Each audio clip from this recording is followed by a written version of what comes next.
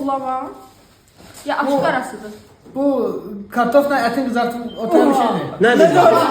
Karşılıdır. Ne dedi lan? Terbiye yemeli ne bileyim. Et var terbiye yemeli. Buğlama yok şurada. Aa ciğer. Ciğerlə kartof. Bəli. Düzdür. Hamısı Azərbaycan yeməli. Qəşəng. Doğru. Ayran. Akroşka. Qəşəng. Doğğa. Yəni, Aynaşma. bəli. Nohut da aynalar. Bəli. Yok tərəf plov deyil. Kulonla terbiyeler karıştırıp plov. Qəşəng. Paxlanlı. Kap. Quta.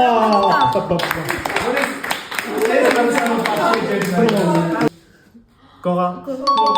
Bəli. Ne çeşitli? Bu sigaret aslında. Sigaret. Sigaret ne? Alma.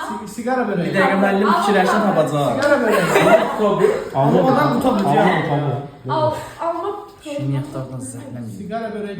A few moments later. Alma pirogu. Düzdür. Bacı.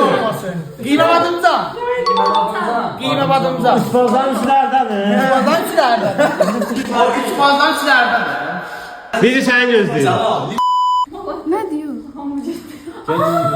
Gel, gel, gel.